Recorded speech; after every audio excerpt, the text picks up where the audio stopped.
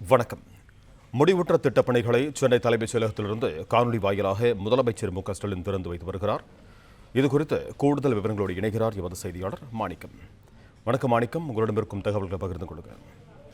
ரஞ்சித், சென்னை தலைமைச் செயலகத்தில் முதலமைச்சர் காணொலி வாயிலாக முடிவுற்ற 3 திட்டப்பணிகளை தற்பொழுது மக்கள் பயன்பாட்டிற்காக திறந்து வைத்திருக்கிறார். அதுல வீட்டு வசதி மற்றும் நகர்ப்புற வளர்ச்சி துறையின் கீழ் சென்னை பெருநகர் வளர்ச்சி குழுமம் சார்பில் செங்கல்பட்டு மாவட்டம் முடிச்சூர்ல 42.70 கோடி ரூபாய் செலவுல தனியார் ஆம்னி பேருந்துகளுக்கான நிறுத்துமிடம், அதாவது அவர்களுக்கு என்று டிப்போ ஆனது தனியாக அமைத்தரப்படும் என்பது அரசனுடைய வாக்குறுதியில் ஒன்று. கிளம்பாக்கம் பேருந்து நிலையத்துக்கு முழுவதுமான சென்னைக்கு வரக்கூடிய பொது போக்குவரத்து பேருந்துகளும் வெளியூரிலிருந்து வரக்கூடிய அந்த மப்சல் பேருந்துகள் முழுவதும் மாற்றப்பட்ட பொழுது தனியார் ஆம்னி பேருந்துகளுக்கென பிரத்யேகமான அவர்களுக்கு நிறுத்துமிடம் என்பது வழங்கப்படும் என்பது ஏற்கனவே அரசு கொடுத்த வாக்குறுதி. அதன் அடிப்படையில் சென்னை பெருநகர வளர்ச்சி குழுமம் சார்பில் முடிச்சூர் பகுதியில் 42.70 கோடி ரூபாய் செலவுல ஆம்னி பேருந்துகளுக்கான நிறுத்துமிடம் தற்பொழுது ஏற்பாடு செய்யப்பட்டு அது பொதுமக்களுக்கு அவர்களுடைய பயன்பாட்டுக்காக திறந்து வைக்கப்பட்டிருக்கிறது.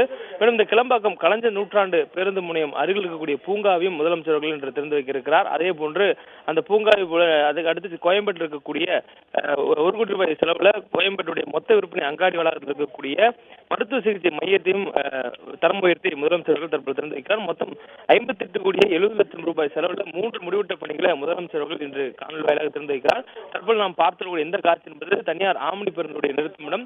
இந்த ஆம்னி பேருந்துடைய நிறுத்துமிடம் என்பது 150 பேருந்துகளை நிறுத்தும் வகையிலும் அங்கு வரக்கூடிய ஓட்டுநர்களுக்கு ஓய்வு அறையும் அதே நேரத்தில் அவர்களுக்கு ஏற்ற வகையான நவீன கழிப்பறை உள்ளிட்ட வசதிகளும் அந்த தனியார் ஆம்னி பேருந்துக்கான நிறுத்துமிடம் முடிச்சுகள் கட்டப்பட்டிருப்பதில் ஏற்பாடு செய்யப்பட்டிருப்பதாக தற்பொழுது சிஎம்டி சார்பில் தகவல் சொல்லப்பட்டிருக்கிறது.